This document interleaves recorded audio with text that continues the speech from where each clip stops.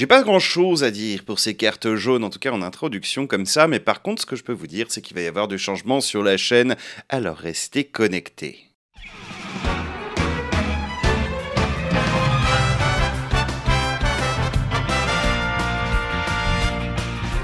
Hello les petits pirates et bienvenue pour cette nouvelle vidéo où nous allons traiter les cartes jaunes de l'OP04. Je n'ai pas grand chose à dire pour vous introduire ces petites cartes. On va avoir grosso merdo pas de nouvelle engine, du support en fait pour tous les decks de l'équipage de Big Mom, qui comprennent donc Big Mom, Katakuri et la Big Mom bicolore noir-jaune.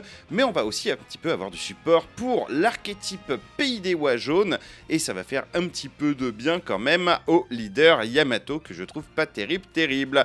Et on va commencer justement avec la première carte qui est une carte du Pays des Oies et qui je trouve est très sympathique à défaut d'être puissante et indispensable. C'est donc une petite Otama. Une petite Otama avec un coût de 1, un attribut Wisdom, une valeur de contre de plus 1000. Elle fait donc partie forcément du Pays des Oies. Quand vous la jouez, vous ajoutez jusqu'à un personnage adverse de type animal ou smile avec un coût de 3 ou moins sur le dessus de ses points de vie, face visible. Pourquoi j'aime bien cette carte? Déjà, parce qu'elle raconte une histoire, pour ceux et celles qui savent, enfin qui connaissent en tout cas le pouvoir de la petite Otama, de pouvoir contrôler tout simplement des smiles ou des animaux, avec ses petites joues. Cette fois-ci encore, c'est une carte qui raconte une petite histoire, et pour ça, je l'adore.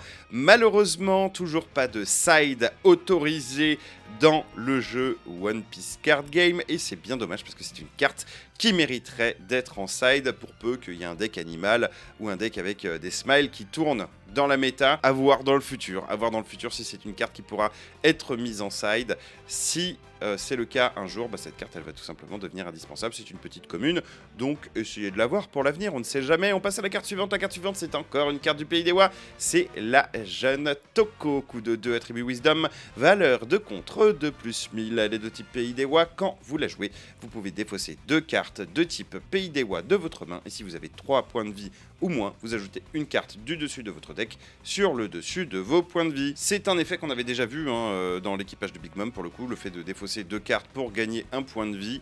C'est sympa, c'est pas joué, mais sait-on jamais, peut-être que ça pourrait devenir méta un de ces 4. Honnêtement, je ne vois pas l'intérêt de se défausser 2 cartes de sa main pour aller gagner un point de vie. Peut-être si on a un jeu, on va dire, sans valeur de contre, mais la plupart des cartes qui ont des counters, enfin des triggers, elles ont des valeurs de contre, et donc effet un petit peu limité pour une carte, enfin dans une méta pareille en tout cas. À voir pour l'avenir. Alors, ceci dit, cette carte je la trouve vraiment très jolie, artwork très réussi, bravo à l'auteur. On passe à la carte suivante et on a une nouvelle Big Mom. Big Mom, non, c'est une Orin. Orin parce que c'est son nom du Pays des Oies. Coût de 7, attribut spécial, puissance de 7000, pas de valeur de contre. Elle fait partie donc du Pays des Oies, des 4 empereurs et de l'équipage de Big Mom. Bien sûr, cette carte elle a un texte permanent. Vous traitez cette carte comme étant une Charlotte Linlin. Donc bien sûr, vous pouvez lui accoler tous les buddies et tous les effets de buddies intéressants. Voilà, une 7000 pour 7, une carte qu'on va jouer pour OT7. Est-ce que je la trouve bonne par rapport à l'ancienne Charlotte Linlin? Pas vraiment. Elle a l'archétype Pays des Oies, c'est peut-être sa seule force, on va dire. Bien sûr, elle a un petit effet trigger. Si vous avez un point de vie ou moins, vous jouez cette carte. Donc ça la rend jouable, j'ai envie de dire, dans le bicolore, en fait. Dans le bicolore très intéressant. Pouvoir placer une 7000 gratos sans avoir besoin de se défausser d'une carte de sa main, c'est vraiment très fort. Pour le reste, on repassera, je vous mens pas. On passe à la carte suivante. La carte suivante, c'est Capone Gang BG. Une très bonne carte jaune, mais qui n'est malheureusement pas tutorisable. Coût de 3, attribut range, puissance de 3000, valeur de compte de plus 2000. Elle fait partie de l'équipage du Fire Tank, et il n'y a pas d'archétype équipage du Fire Tank avec ses tutos, etc. Donc c'est dommage, parce que c'est une bonne carte, le plus 2000 qui est pas dégueulasse. Trigger, jusqu'à un personnage ou leader adverse ne peut pas attaquer durant ce tour. Ce trigger, il est incroyablement fort. C'est une carte qu'on peut se permettre de jouer complètement dans les decks existants. Vous la jouez pour 3, vous mettez un Katakuri dessus, vous la mettez dans vos points de vie, vous bloquez votre adversaire. C'est vraiment une très bonne carte, une très bonne carte. À voir si elle peut rentrer dans vos decks. Moi je dis, honnêtement je dis oui. Cette carte elle a plus de 1000 de valeur de contre. Si vous n'avez pas le moyen de la mettre dans vos points de vie, vous avez toujours la possibilité de la défausser pour les plus de 1000 de valeur de contre. Donc honnêtement je la trouve incroyable. artwork très joli aussi. On peut passer à la carte suivante. Un petit peu moins joli l'artwork, c'est Carmel, coup de 2, attribut Wisdom, puissance 2000, valeur de contre 2 plus 1000, elle est de type bergerie. Ça vient de pop comme ça, un type bergerie. Est-ce qu'on aura une seconde carte de type bergerie dans l'histoire de One Piece Card Game? Rien ne permet de le prédire. Pendant votre tour, quand vous jouez cette carte, vous piochez une carte. C'est très bien. Le fait de pouvoir piocher, c'est toujours sympa dans un jeu de cartes. Ce que je reproche à la carte, c'est sa puissance, hein, tout simplement. Vous allez jouer une 1000 sur le board, ça va être dur de pouvoir la booster pour qu'elle puisse aller faire des dégâts à votre adversaire. Donc un petit peu moyen au niveau des stats. Capacité trigger, vous jouez cette carte puis vous mettez KO un personnage adverse avec un coup de 2 ou moins. Extrêmement situationnel. Voilà, globalement je la trouve pas bonne la carte. Peut-être qu'il y en a qui pourront la trouver, la jouer. C'est pareil, c'est une carte de side. Contre un lot, par exemple, c'est très fort, c'est une très bonne carte. Contre un petit Zoro, ça peut être très sympa aussi. Mais là, en l'occurrence, toute seule, dans la méta, sans avoir la possibilité de la side, je la trouve pas bonne. Voilà, on va passer à la carte suivante. Ah, celle-ci, elle est bien, elle est magnifique. C'est Kinemon. Kinemon, dans son style à l'ancienne. L'artwork, il est incroyablement classe. Coup de 6, attribut slash puissance de 6000, pas de valeur de compte, il fait partie du pays d'Ewa. Activation principale, une fois par tour, pour 1, vous pouvez ajouter une carte du dessus ou du dessous de vos points de vie à votre main, hein, pour peu que vous ayez un petit peu trié vos points de vie, vous savez ce qu'il y a au-dessus, vous savez ce qu'il y a en dessous, et vous mettez ce personnage en mode actif. La possibilité de pouvoir détaper ce personnage, soit pour le protéger, soit pour attaquer une deuxième fois avec, c'est juste trop fort dans le jaune. Je trouve vraiment le fait de pouvoir attaquer 2 fois, c'est toujours plus fort que de mettre une double attaque, hein. Vraiment. Votre adversaire va peut-être pouvoir se défendre de une attaque mais pas de la deuxième, contrairement à une double frappe, à une double attaque où là on peut tout mettre en défense pour éviter de se prendre les 2 points de vie. Ça c'est vraiment très stylé. Bon, bien sûr vous allez prendre un de vos points de vie pour aller activer cet effet, mais bon, on joue jaune, hein, on va récupérer des points de vie. Vraiment très bonne carte. Moi je l'adore celle-ci, au-delà du fait que ce soit une carte avec un artwork incroyablement stylé. Je le kiffe, le Kinemon. C'est vraiment une carte à considérer à jouer. Elle est vraiment très sympa. On passe à la carte suivante, c'est Hiyori. Hiyori Kozuki, coup de 2, attribut Wisdom, valeur de contre 2 plus 2000. Déjà c'est une plus 2000, donc potentiellement c'est jouable. Elle est de type pays d'Ewa et clan Kozuki. Quand vous la jouez jusqu'à 1 personnage ou leader de type pays d'Ewa, ça rentre très bien dans le deck Yamato, gagne plus 1000 durant ce tour. Plus 1000 durant le tour, c'est très sympa. Imaginez que vous mettez les plus 1000 là à Mistingo juste ici. C'est vraiment cool. Et la force de cette carte, au-delà d'être une plus 2000, au-delà de pouvoir faire une plus 1000 durant le tour en mettant un board, c'est un board à 0, hein, donc vous n'avez pas vraiment envie non plus de la jouer pendant votre tour, hein. Pour 2 cartes, vous pouvez en mettre 2 sous un personnage, hein, ça boostera à plus 2000, on est d'accord. La force de cette carte, c'est d'être joué en trigger. Si vous jouez cette carte en trigger, pendant le tour adverse, vous allez donner plus 1000 pendant toute la durée du tour à une de vos cartes, potentiellement à votre leader Yamato. Et ça c'est sympa, ça c'est sympathique. On passe à la carte suivante, aïe, qui va rentrer dans les decks équipage de Big Mom, Katakuri, Big Mom et j'en passe. C'est Sanji, coup de 4, attribut strike, puissance de 5000, valeur de compte de plus 1000. Déjà, la carte au niveau des stats, elle a rien de déconnant. Il fait partie de la Vinsmoke Family, c'est un bloqueur. Capacité trigger, vous pouvez défausser une carte de votre main et vous jouez cette carte. Donc c'est un bloqueur à 5000, un petit peu puissant que la brûlée, hein, qui peut arriver sur le terrain. Donc potentiel agressif assez intéressant, qui va pouvoir en plus être tutorisable grâce à la petite pudding qui peut aller chercher un Sanji dans le deck, dans le paquet. Donc vraiment artwork incroyable. Déjà aussi, vraiment ça change. J'aime bien ces artworks qui changent un petit peu des artworks originaux officiels. Et puis ouais, très bonne carte. C'est une super rare qui rentrera à coup sûr dans tous les nouveaux decks Katakuri, dans les nouvelles moutures Katakuri. Très bonne carte. On passe à la suivante, Charlotte Amande, coup de 3, attribut slash puissance de 3000, valeur de contre 2 plus 2000, il y en a beaucoup, dis donc, hein, des plus 2000 dans cette nouvelle mouture du jaune. Elle est de type donc équipage de Big Mom, activation principale, une fois par tour, vous pouvez défausser une carte avec un trigger de votre main, ça arrivera très souvent, hein, vous en avez tout le temps dans le jaune, et vous mettez en inertie jusqu'à un personnage adverse avec un coût de 2 ou moins. Qu'est-ce que je pense de cette carte? Je pense que c'est une très bonne plus 2000, qui peut être situationnelle, mais qui est assez intéressante. Le fait de pouvoir en mettre en inertie un personnage, c'est pas du chaos, ça permet de tourner autour de cartes qui ne peuvent pas être mises KO. Vous avez vu dans la vidéo du noir qu'il y a le Ace qui permet de défendre absolument tout le board des effets mettant KO. Ici, on met en inertie dans le jaune. Honnêtement, je trouve que c'est pas dégueu. Est-ce que ce sera joué? Je ne sais pas. Hein. On va pas toujours avoir des cartes à 2 à gérer sur le board adverse. Mais toujours est-il que ça reste une plus 2000 et que c'est toujours agréable d'en avoir dans la main. On passe à la carte suivante. C'est Charlotte Bavarois. Coup de 3, attribut strike, puissance de 4000, valeur de compte de plus 1000.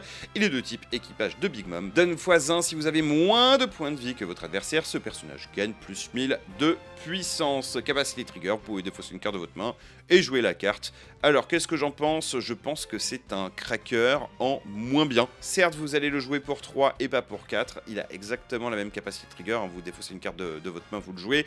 Sauf qu'il va mettre moins de pression, hein, tout simplement. Hein. Si vous avez moins de points de vie de votre adversaire, ce personnage gagne plus 1000, donne x1, donc il est à 5000, il passe à 6000. Honnêtement, je trouve que c'est moins de pression que le cracker. Donc est-ce qu'il y a un intérêt à jouer cette carte? Bah non, hein. Il n'y en a pas, on va pas pouvoir passer à la carte suivante. La carte suivante, par contre, je vais vous surprendre parce que c'est une sans capacité, mais elle entre tellement bien dans la courbe de Big Mom, elle est indispensable, je pense, pour l'équipage de Big Mom. Je dis Big Mom, hein, mais je pense au deck Katakuri en priorité. Coup de 6, attribut spécial, puissance de 8000, valeur de compte de plus 1000, c'est une sans capacité, elle fait partie de l'équipage de Big Mom. Elle est donc tutorisable à fond, que ce soit par Pudding, que ce soit par Perospero. D'ailleurs, c'est un Perospero, hein. Il y en aura 2 dans le deck maintenant. Et ben, elle met une pression de dingue, c'est tout simple. Vous mettez une 8000 pour 6, c'est la carte qui manquait dans la courbe de Big Mom. Hein. On avait toujours des cartes à 5, là maintenant, la carte à 6, qui en plus a sa valeur de contre, donc qui n'est pas une carte morte dans la main. Je la trouve tout bonnement excellente. Mettre la pression à notre adversaire avec 8000 de puissance sur le board, c'est très bien. On passe à la carte suivante, c'est Moscato de la famille Charlotte, coup de 3, attribut slash puissance de 4000, valeur de compte de plus 1000. Elle est de type équipage de Big Mom, donne x1, ce personnage gagne Banish.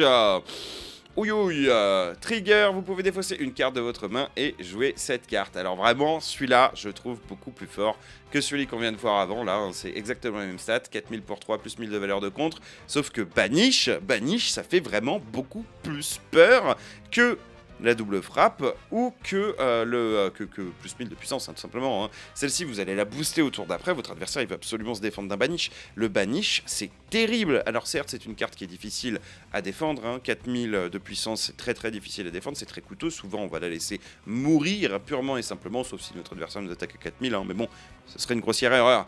Vraiment, très bonne carte, je trouve. Est-ce qu'elle va être jouée? Je ne sais pas. Moi, personnellement, quitte à choisir avec un cracker, je préfère mettre cette carte. Pourquoi? Parce que si vous commencez en premier, vous pouvez la poser T2, et vraiment, ça fait très peur. Si vous commencez en deuxième, pareil, vous la mettez T2. Vous avez une petite carte en plus pour soit aller booster votre leader, soit tout simplement pour aller poser une petite pudding ou quelque chose dans le genre. Honnêtement, je trouve vraiment cette carte excellente. Banish sous-côté. Vraiment, utiliser Banish, ça pulvérise les adversaires. Carte suivante, c'est Tonoyasu. Coup de 2, attribut Wisdom, puissance de 2000, valeur de compte de plus 1000. Il fait partie du pays des Wa. Activation principale, vous pouvez défausser ce personnage.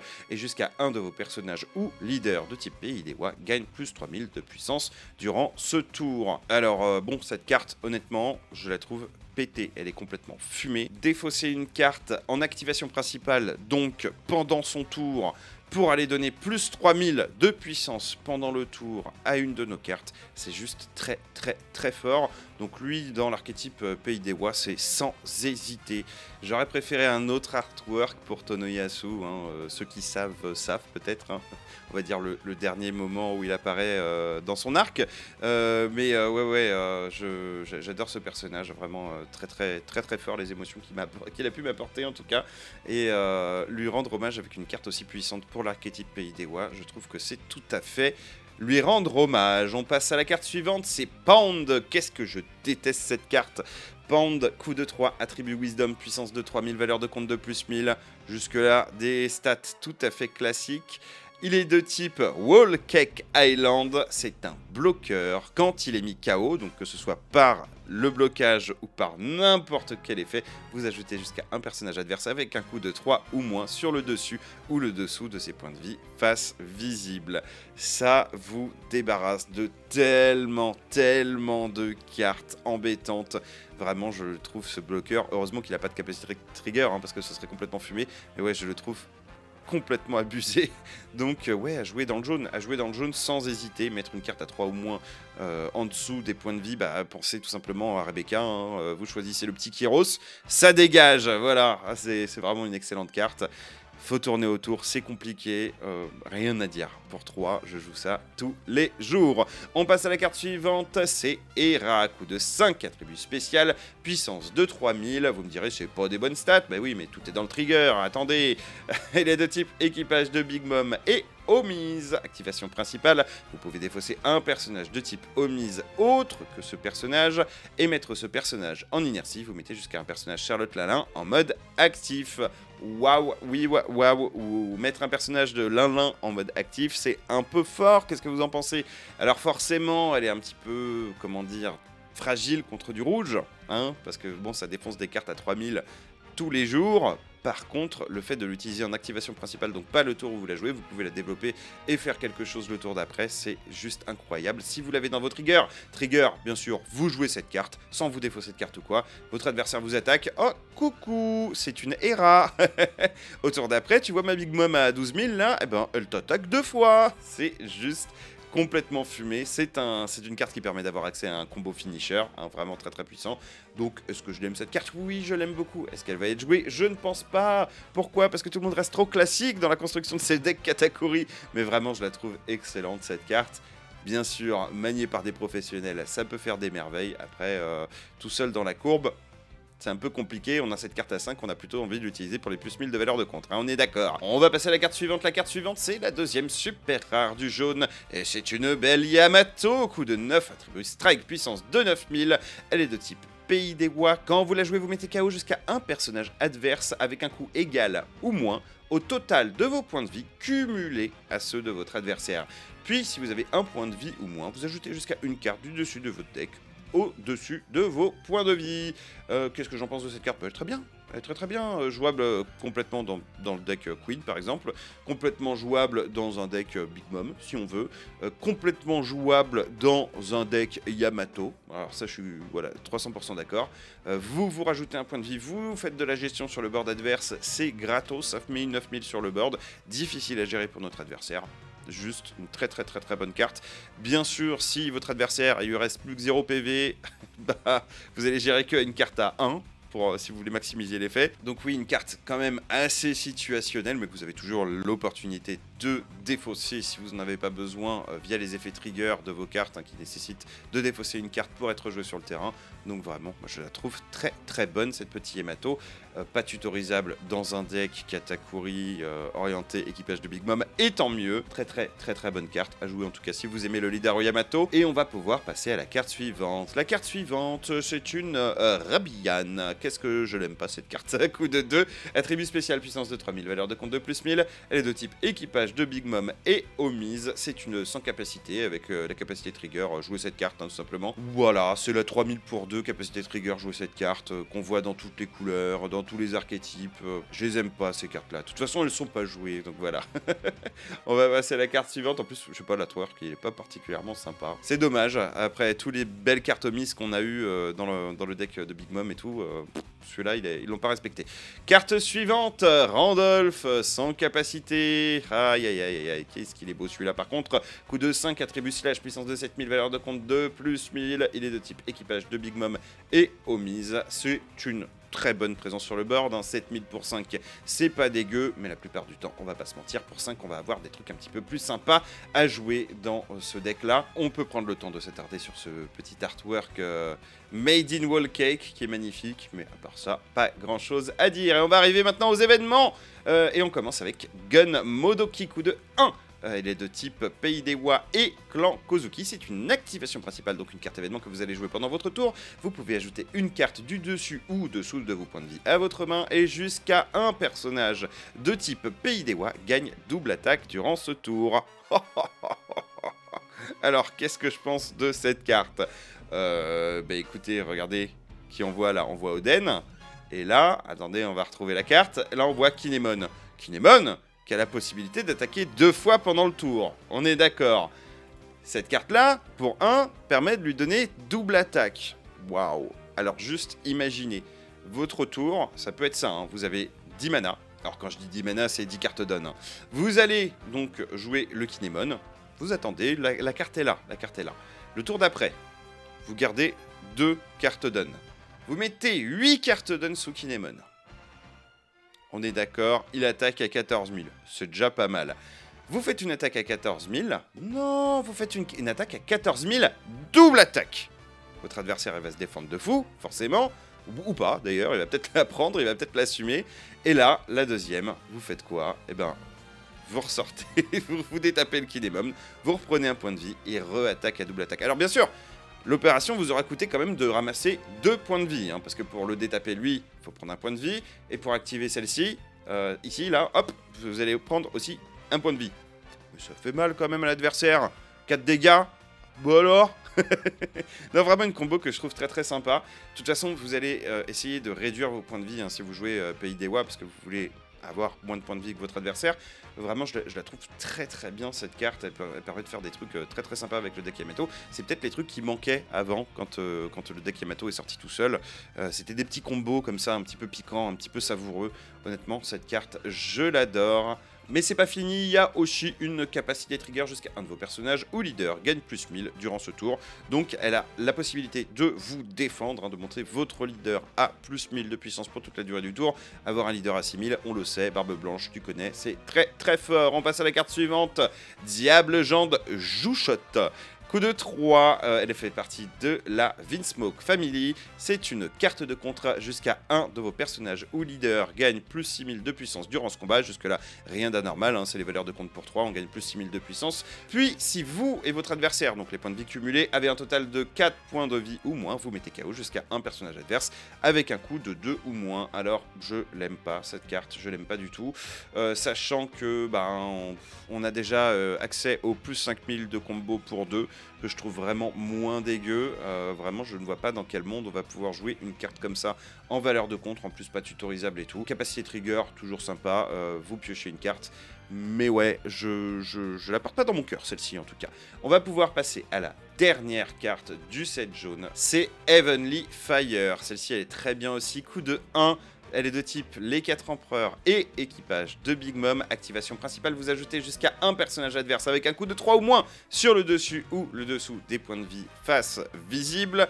Alors je vous rappelle, hein, toutes les cartes à 3 ou moins qui sont pas destructibles directement, le fait de pouvoir les ajouter au point de vie pour 1, c'est juste super super sympathique. En plus, ils lui ont mis le type équipage de Big Mom, franchement, ouais, c'est juste tutorisable trop bien.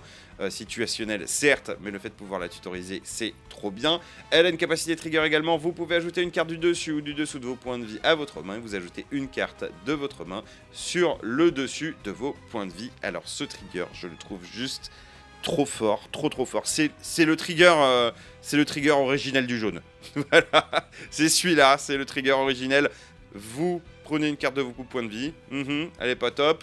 Vous ajoutez une carte de votre main. Ah, ça c'est une capacité trigger que je veux. Et c'est juste trop bien, c'est ça qu'on veut dans le jaune, hein, c'est de mettre des cartes qu'on veut dans nos points de vie, donc des cartes soit qui sont sur le terrain, soit qui sont dans notre main, on les choisit, on choisit les triggers qu'on active, vraiment excellent de chez excellent, hein. On repenser au combo qu'on a fait avec les Big Mom qui attaquent 2 fois, etc., etc. On peut faire des merveilles, j'adore cette carte. Est-ce qu'elle sera jouée? Je ne sais pas. Est-ce que si moi je joue Big Mom, je la joue? À tous les coups, mais à tous les coups, c'est x4 dans mon deck. Je la trouve vraiment incroyable. Pour 1, c'est vraiment pas cher payé. Écoutez, on va se laisser là-dessus. On va, voilà, remettre le petit Kinémon parce que vraiment cette carte, je l'adore. Sur ce, j'espère que la vidéo vous a plu. Je vous ai dit en introduction que je ferai des changements sur la chaîne. Je vous en parlerai un petit peu plus tard, c'est promis. Je vous invite comme d'habitude à mettre des petits likes, des petits commentaires et à vous abonner si c'est pas déjà fait. Puis on se retrouve pour la prochaine vidéo. La prochaine vidéo, c'est quoi? La prochaine vidéo, c'est la review des cartes alternatives de l'édition. Et puis ensuite, je vais enchaîner avec mes ouvertures, hein, parce que mes cartes, je les attends. Alors, pour info, j'ai ouvert quand même 6 boosters x2. Enfin, j'ai fait 2 AP avec 6 boosters. J'ai eu une secrète, une alternative. C'est déjà pas mal, je vous les montrerai lors des vidéos d'ouverture. J'ai pas gagné les avant-premières. Je me suis fait ouvrir en 2, mais c'est pas grave. J'ai quand même réussi à finir en finale sur l'une des deux, ça va, j'ai pas perdu le coup de main, on va dire. La sortie c'est aujourd'hui quand je sors cette vidéo, donc écoutez, bonne ouverture à vous, et sur ce, je vous fais des petits bisous, ciao.